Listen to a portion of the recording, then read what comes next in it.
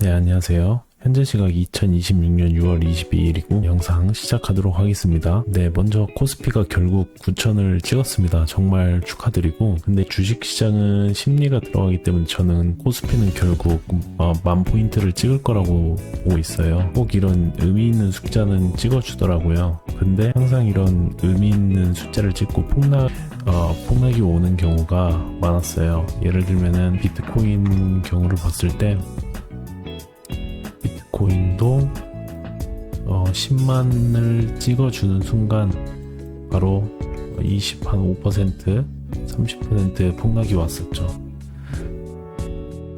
그래서 이런 부분을 조금 조심을 해야 되실 것 같아서 영상에 서두에 한번 말씀을 드렸고요. 그래서 이런 부분에 대해서 천천히 영상에서 말씀드리도록 하겠습니다. 코스피가 현재 9천을 넘어서 항상 최고치를 달성을 했죠. 그리고 1만 포인트가 코앞에 있는 상황입니다.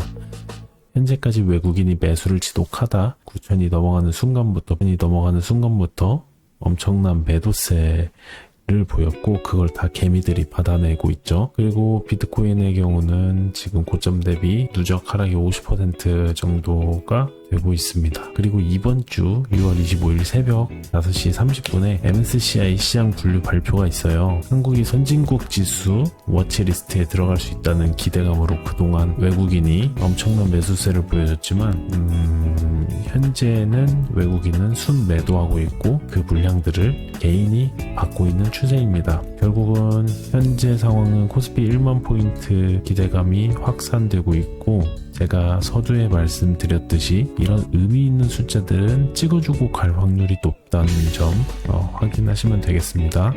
결론부터 말씀드릴게요. 그래도 코스피를 사시면 안 됩니다. 그 이유 4가지를 데이터로 보여드릴게요. 끝까지 보셔야 돼요. 쉽게 비유를 해볼게요. MSCI 선진국 편입, 이게 무슨 느낌이냐?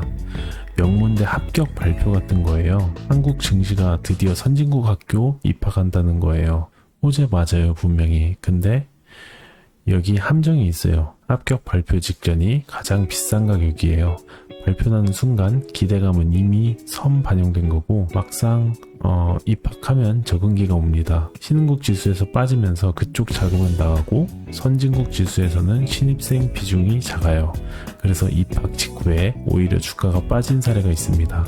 그 사례를 보시면, 첫 번째로 이스라엘이 2010년 MSCI 선진국 지수로 편입됐어요. 그런데 편입 과정에서 주가가 어떻게 됐을까요? 일시적으로 하락했어요. 왜요? 신흥국 지수에서 빠지면서 신흥국 ETF에 묻혀있던 외국인 자금이 한꺼번에 이탈했거든요. 이게 자본시장 연구원 공식 보고서에서 분석한 내용이에요. 매거진 환경에서도 똑같이 짚었어요. 더 충격적인 그리스예요. 2001년에 선진국 지수로 갔습니다. 그런데 2013년 다시 신흥국 지수로 떨어졌어요. 선진국 들어가면 끝이 아니라는 거죠. 들어갔다가 빠질 수도 있는 시스템입니다. 그렇게 되면 엄청난 폭락이 올 수가 있어요. 결론적으로 MSCI 편입은 장기적으로 좋은 일이 맞습니다. 그런데 편입 직후 데이터상 조정 구간이에요. 사야 할 타이밍이 바로 지금이 아니라는 거예요. 그럼 구체적으로 얼마가 빠질 수 있느냐? 그게 두 번째 이유예요. 두 번째 이유로 단기자금 유출이 8조 원입니다. NH투자증권 분석이에요. 선진국 편입이 결정되면 장기적으로 패시브 자금 약 292억 달러, 44조 원이 유입될 수 있다. 좋은 소식이죠. 그런데 그 과정에서 단기적으로 52억 달러, 약 8조 원이 먼저 빠질 수 있다고 봤습니다. 왜 그러냐? 지금 한국이 MSCI 신흥국 지수에서 비중 23%로 큰형님이에요. 선진국으로 가면 미국, 일본, 유럽이 뺏기니까 비중이 확 줄어듭니다. 신흥국 ETF는 한국 비중만큼 팔아야 하고, 선진국 ETF는 작은 비중만큼만 사요. 수도꼭지 2개가 있는데 빠지는 쪽이 더 굵습니다. 단기에는. 이스라엘도 그리스도 똑같이 겪었어요. 이번에도 똑같이 진행될 가능성이 큽니다. 이게 두 번째 이유예요. 세 번째 이유는 이게 핵심이에요. 우리가 1편에서 왜 비트코인으로 갈아타라고 했는지 그 답이 여기 있습니다. MSCI 코리아 지수의 70% 이상이 IT 업종이에요. 삼성전자, SK 하이닉스, 사실상 한국 증시는 메모리 반도체 주식이에요. 그 메모리는 엔비디아 GPU의 HBM 고대역폭 메모리 수요에 직결됩니다. 미국 빅테크가 1조 달러 단위로 AI 인프라에 쏟아붓고 있어서 지금 굉장히 호황이에요. 그런데 만약 미국 AI 투자가 한 분기만 둔화돼도 엔비디아 주문이 줄고 한국 메모리 매출 추정치가 깎입니다. 한국 반도체는 거품 종목이 아니라 거품의 마지막 도미노예요. 심지어 영란은행이 지난주에 공식 의사록에서 AI 과잉 투자로 인한 급격한 조정 가능성을 경고했습니다. 영국 중앙은행이 특정 산업을 꼭 집어서 경고하는 건 매우 이례적이에요.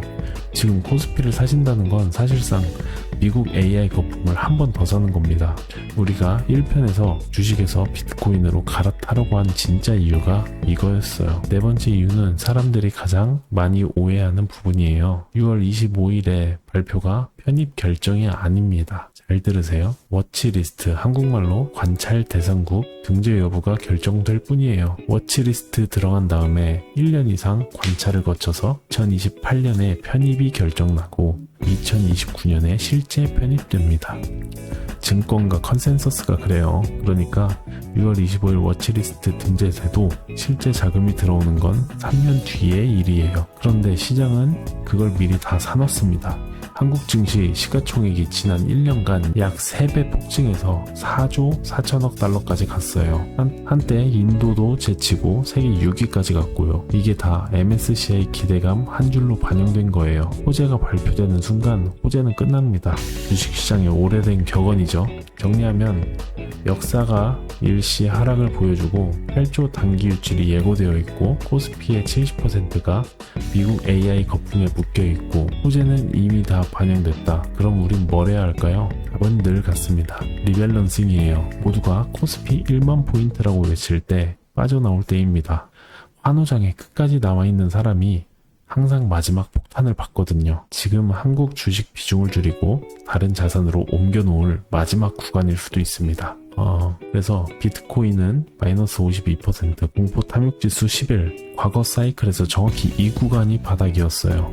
갈아타신 분들 흔들리지 마세요. 한 번에 다 사지 않고 분할 매수로 천천히 모아가는 게 핵심입니다. 한 번에 다 팔지 않고 분할 매도로 천천히 빠져나오는 것도 마찬가지고요. 코스피 비중을 축소하기 시작하고 비트코인을 분할 매수를 지속하세요. 이 두 가지만 기억하시면 여러분의 자산이 2029년까지는 폭발적으로 성장할 거예요. 환호장에서 빠져나오는 사람만 살아남습니다. 이상 영상 마치겠습니다. 감사합니다.